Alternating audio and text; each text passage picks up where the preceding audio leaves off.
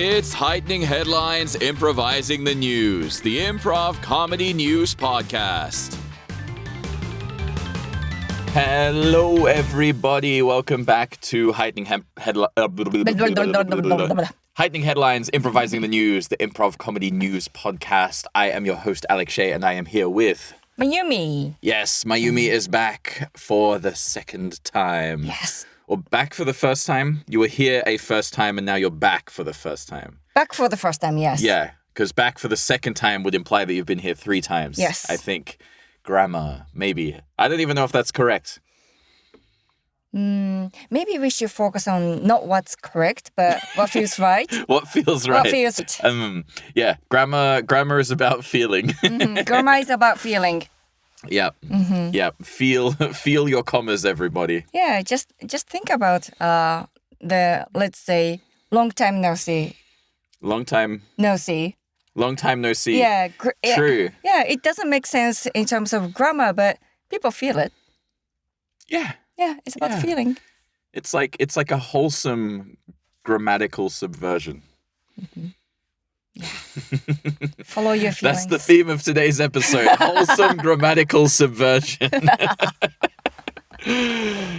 Not quite. Is there anything cool you would like to talk about before we get into the article? Anything inspiring happened to you recently?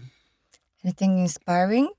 Well, I was in the show. Well, we were in the show last night. We had a very fun show yesterday. That was quite fun. I learn new things every time I work with new people. What was something new that you learned that immediately stands out in your head?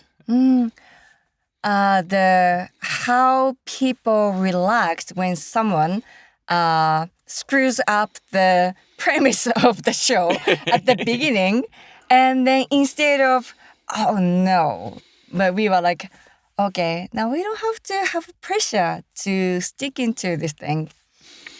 I remember once doing an exercise with our friend Sarah. How do you? I think you know how to pronounce her last name better than me. Shurkal. It's Shurkal. I've been saying Shurkal. Yeah. I've been saying Sorkal. But it's true. Yeah. Yeah. Where basically anytime you would, I might have even mentioned it last episode. If you like corpsed during a scene or asked a question, you had to restart and do a new scene.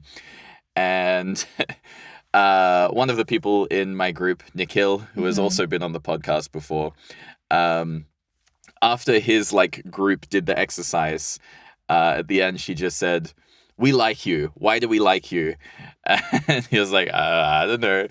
And she just said, "Because you failed so much and you didn't care." And that made everybody else so much more comfortable. Yes. Yes. Yeah, and in real life, if you're the person who screw up the premise and then you are an annoying person, in improv, you are a gem. Yeah, because once you've failed, you're the first person to fail. No one else will be the first person to fail, so they don't have to worry anymore. Yes. Yeah. Actually, that's how I got over the fear of failing. Especially in a game where if you fail, you are eliminated. And nobody wants to be the first to fail. Right. And then eventually I realized that when I fail first, which happened often, especially in the fast-paced game, and then, oh, look at everyone's this relieved face. And then it made me feel much better about failing first. Yeah. I'm a champion. And especially in those kinds of like elimination-based games, It's funnier to see someone fail spectacularly than it is to see them like try and like do everything they can to stay in, and they're like kind of cheating, or like they say a line that they're clearly just saying because they don't want to be eliminated. Like it's way more fun to watch them just be like, I don't know, if it's questions and then they just blatantly say a statement and then go, "And now I'm out," and then walk out, rather than like, what? Which, I mean, could be funny as well, but if it's clear that they're only doing it because they don't want to fail, then it feels like you lose the fun of the point of the game. Yeah, we own it. We own it. Yes. Yeah. And also the other aspect is, actually I use this exercise in other more mental health focused workshops. You say 3 things. Let's do it. Tell me 3 things that you recently thought I could have done better, but nothing serious, but 3 things. One of them would have been basically like on a work project, being more comprehensive with information that Okay. was on the project. Next one. Next one, I could have been the project I'm on now that I write now could be better with how quickly I'm delivering files to the person. Third one. Third one, I also think for our show yesterday, I'm sure there's probably more I could have done to get more tickets sold. I tried very hard, but I could have done more. Okay. And nobody died. What? Nobody died. Whoa. So this... I was sure if I hadn't tried hard enough, someone was going to die. So in real life, when you think about something you could have done better, and then you say, and nobody died. Yeah. And then that's quite powerful because when we think about failure or mistakes, something we could have done better, we take it really seriously. But at the end of the day, nobody died because of that. Yeah. As to my knowledge, nobody has died because of me yet. Good. Yeah. Hopefully it will stay that way for a long time. Only time this exercise didn't work was one guy said, I didn't water my banana. He had a banana plant. I didn't water my banana and the banana died. Okay, no one didn't die, but... No human died. Technically, something died. That was the only time this exercise failed. Yeah, but that was fun. Which raises a strong moral question. Do we value human life over the life of a banana plant? Follow the feeling. Depending on the thing, non-human and this human, particular human. Yeah. I would say in the overwhelming percentage of cases, we can probably value the human life more. Totally. Speaking of human life, our article is about alien life. Yes. Maybe. Perhaps. New UFO files describe spinning discs, glowing orbs, and one object shaped like a potato. One was a rotating disc that sent out beams of light. Another was a shining red orb of a hue the observer had never seen before. And there was the one compared to a potato and also a bean, with a coat of shimmering fish-like scales.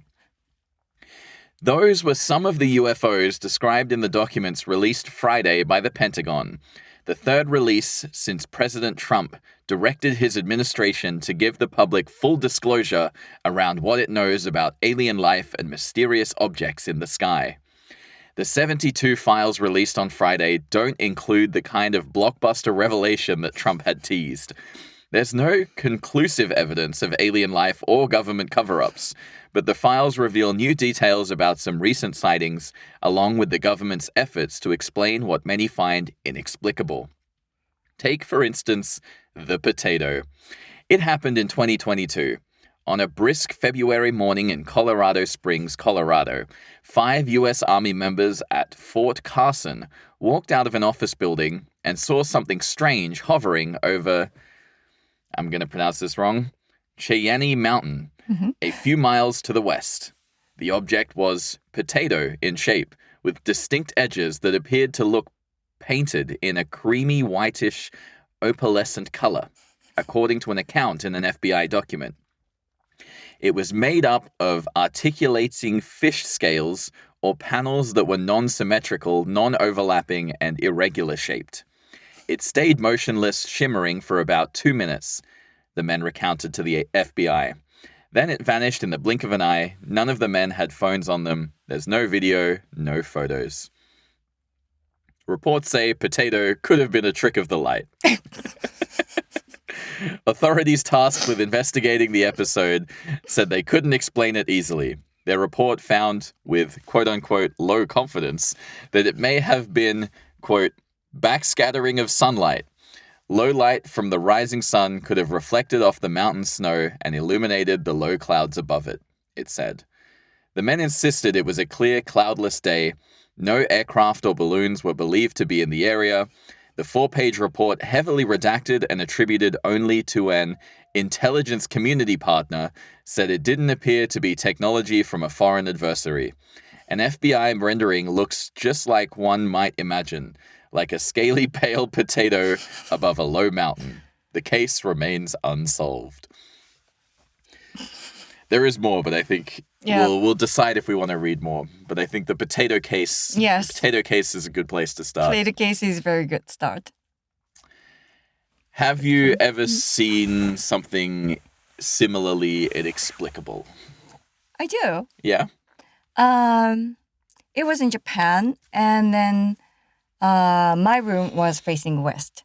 And then it was nice evening. So this nice blue and red color, and I was looking outside the window, and I saw an airplane flying.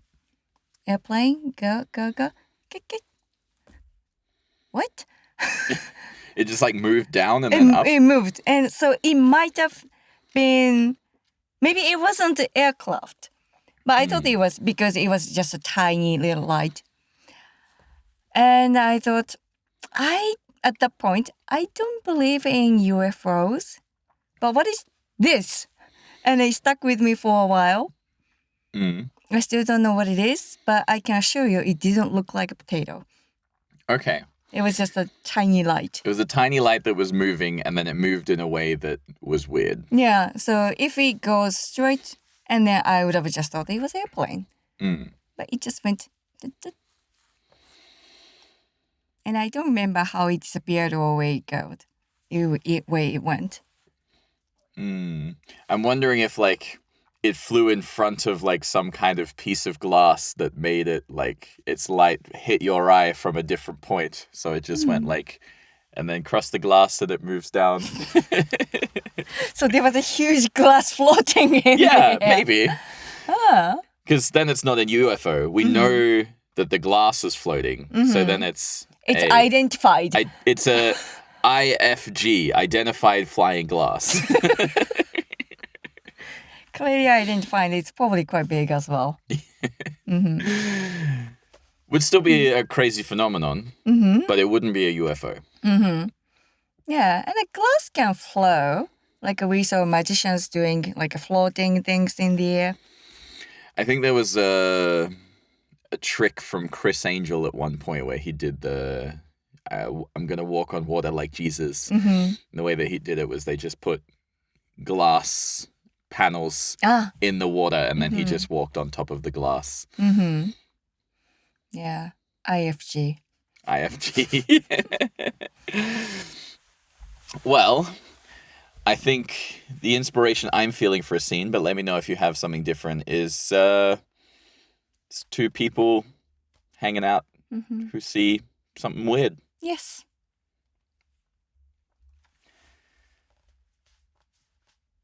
It's a nice night tonight. It is. It is. Less light pollution than usual. Yeah, city lights are too much. We don't see much stars.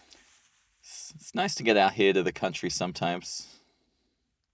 Yes, air is fresh and we see more things. Yeah, it's like being out here. It sort of opens up your senses to the possibility. Sight, sound, smell, taste, touch. Yeah. And something like sixth sense. Like you feel more. Like it feels right, if it doesn't feel right, and it doesn't feel right. Yeah, like your ability to feel the vibes. Yeah, vibe, definitely vibe. Also, like, increases out here in the country. You seem distracted. I'm listening to you. I'm listening to you. My senses are enhanced. I'm listening to you, but You just feel your mind expanding and all the senses. You're just feeling everything at once, riding the vibe. I think I'm a bit overwhelmed. There are people with sensory sensitivities, and they get easily overwhelmed because they hear more, taste more, smell more, and see more. So you want to maybe head back to the city where there's so much going on that it sort of forces us to dull our senses? I think I will stay here for a bit. Okay. Yeah.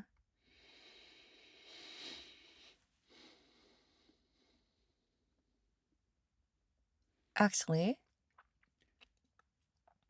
I've been distracted because you see this little hut in the mountain, Yeah. and I think there's a person in it. I see the light, and then this person is walking Mm. behind the window. Person looks like really hairy. Yeah, like I wouldn't judge any people with like hairy body, and some people have that as a health condition. It's this person is hairy, and that's not what I like. That's not what I'm saying, but the nose, Yeah.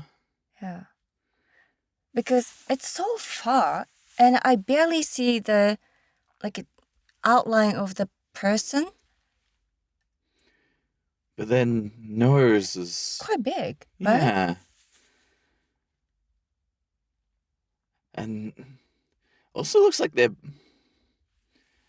Like, even from this far away, and we're like only seeing them through a very small window in the hut, Yeah. and yet somehow every time they take a step, I can see their feet, and it's obvious that their feet are like almost as big as their entire body.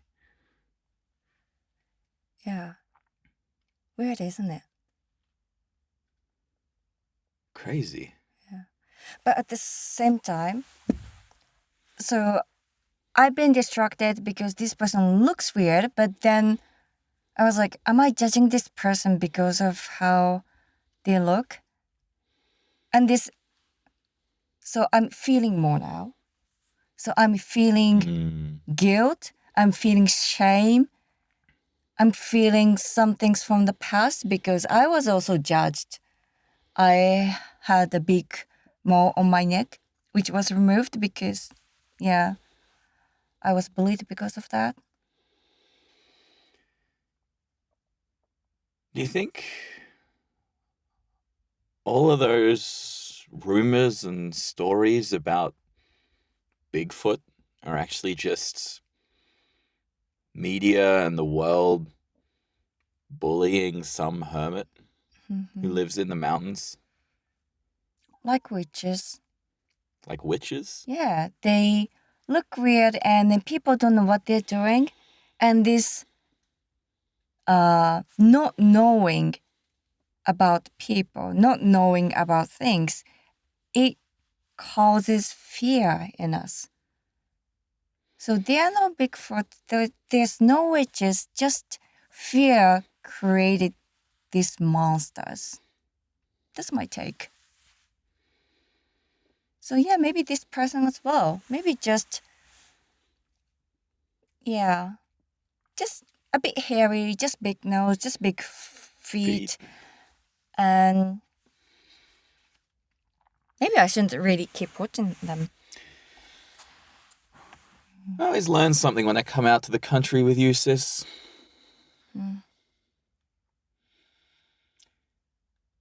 It's nice to feel more. Yeah. I think I should feel more of this cabin. I want to feel grandma. She likes it here, right? Yeah. Yeah, it's his grandma's old cabin. Mm-hmm. I wish Mom could come though. Yeah. I think it's too late for that again at this point.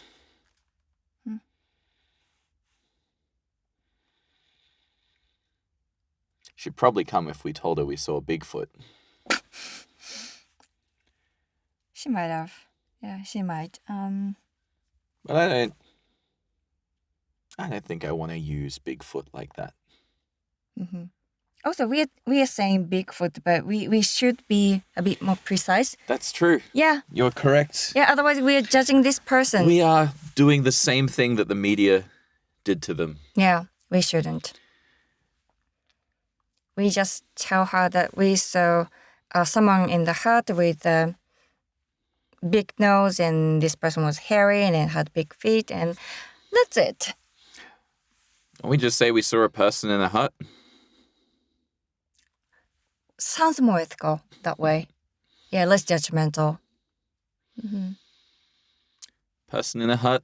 Person in the hut. Living their life. Mm-hmm. Out in the mountains. Mm-hmm. Sowing seeds of doubt in the local communities. Mm-hmm. Unbeknownst to them. Mm. And yet I'm still very curious about this person. I'm still feeling the guilt. I'm still feeling the shame. But I have strong curiosity. I still have to dig deeper into it, like where this curiosity is coming from. Is it because this person looks different? Is it a good thing? Is it like a good curiosity, or is it coming from the place of judgment? Is it coming from the fear of unknown?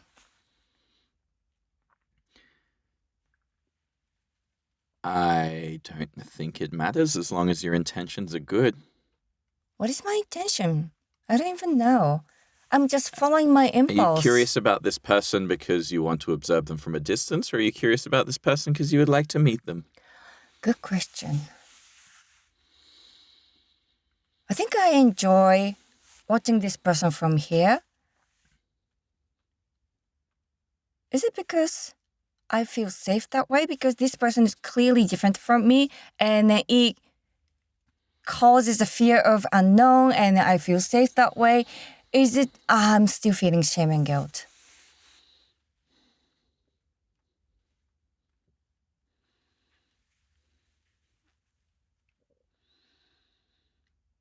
Fish for dinner. Fish for dinner? Yeah, this person is having fish for dinner. Oh, yeah. It's a big fish. Yeah. Do you remember when we were in the primary school with the we had same English teacher, the Mrs. Johnson. Yeah. Yeah, she gave us this writing homework about creating a story, and she mentioned that when you write about the character, talk about this person's everyday life, then you will know who this person is. And I think I'm coming into that place. So I'm trying to imagine like what this person's everyday life is like. I remember for that assignment. Mm-hmm.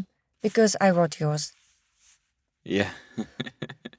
And I asked you to write about some kind of spider-scorpion hybrid.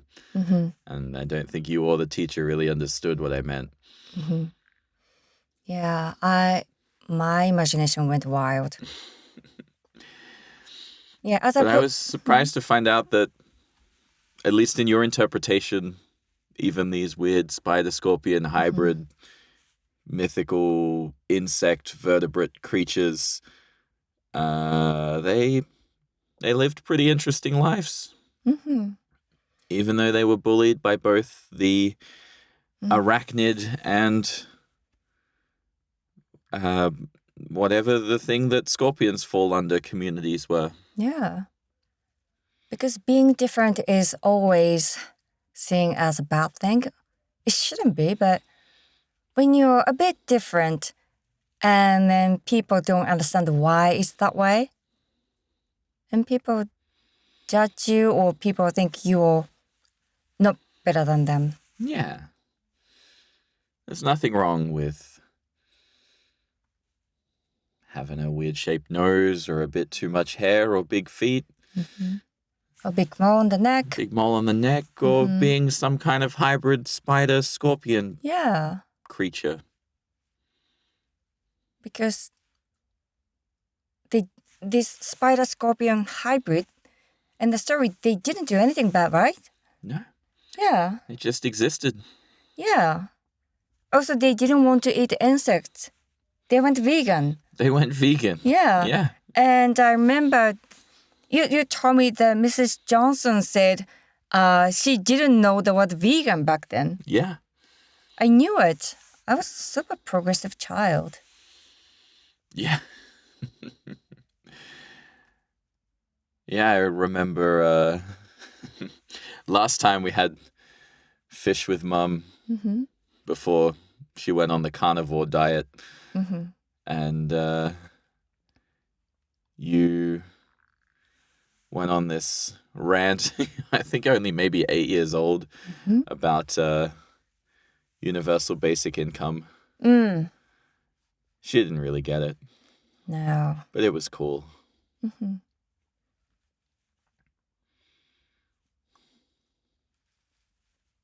Yeah. Now I think it was good that she didn't come and see this person.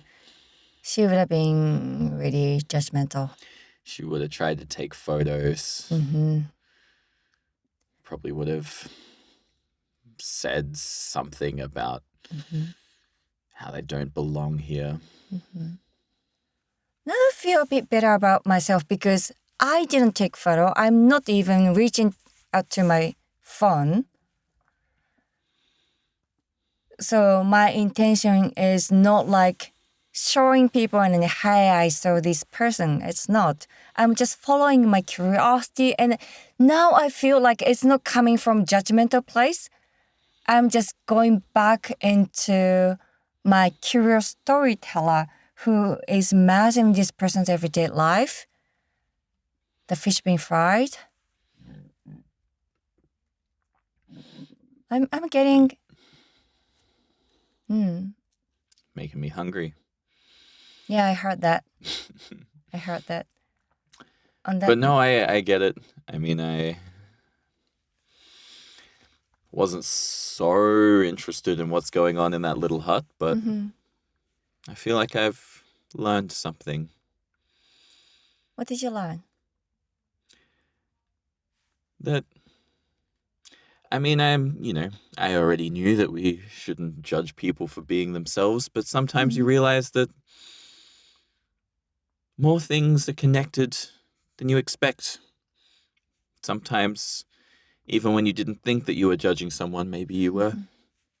Maybe someone else unintentionally inceptioned the thought into your head that this judgment has been passed on to this person and thus you have to accept it, but that's not true. Not true.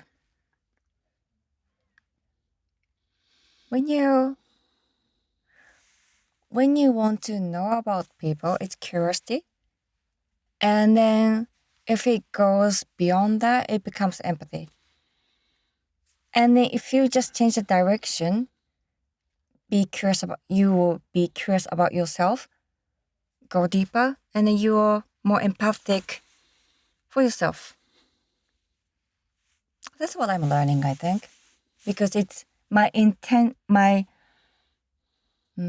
focus is first going that way, and it came back. And then digest it. I looked at myself, how I'm feeling, where it's coming from, and focus moves on. And it's a bit different. So I have this mutual direction between this person and me and deep, and this person has no idea what's going on. Almost feels like you're extending out your tail. My tail? If you were some sort of spider-scorpion hybrid creature, you're extending your tail out, just offering it, bringing it back. It's not a poisonous tail. Yeah, you have a good memory. The hybrid had long tail that actually expands. Yeah. And it was not venomous. Yeah. It was a tale of friendship, Yes. much like this tale that we are weaving right now. Yeah. Going that way. And scene.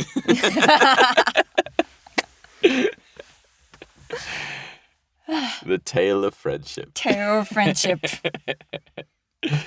And it's one directional. One directional, yeah. It just goes out, it has a look, and it comes back. In a way, it's creepy, but it's also nice if, especially online, you don't know, you have no idea who's watching your video, listening to your podcast, and these people might be reaching out to you with this tale of friendship. Yeah. Yeah. It's like what do they call it? A parasocial relationship. Mm-hmm. Yeah. Yeah. Are you familiar with that concept? No, I've only heard of the word, but It's basically when you watch a lot of someone's online content, so you kind of feel like their friend because you know so much about them, but they obviously have no idea who you are. Yeah. I think I learned this word because that word, or maybe something similar, because there is a wonderful theater group called Back to Back Theater in Australia, in Geelong.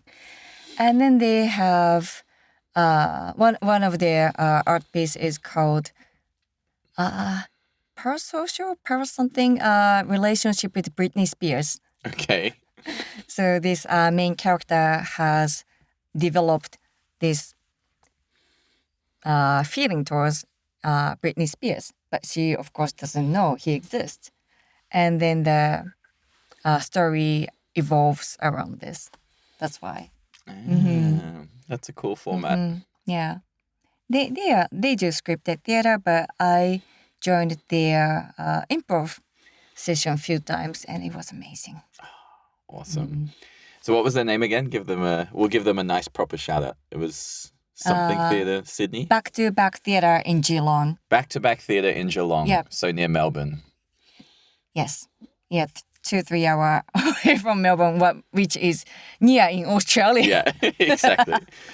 I mean, it probably 2 to 3 hours by public transport. Yeah. Right? Yeah. By car, it's, I think, a bit quicker. Yeah, regional train. V-Line. Oh, V-Line. I miss Australia. Melbourne.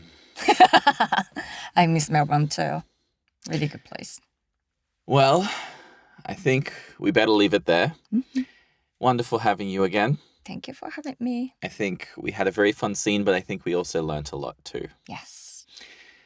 And if you want to learn more about the wonderful stuff that Mayumi is doing, you can follow her on LinkedIn and Instagram. Yes. And I believe the Instagram is mayumi.mhc. MHC. Yeah, mental health coordinator. Yeah. Bye. Ciao, ciao. Thanks for listening to Heightening Headlines, Improvising the News. Tune in next week for more.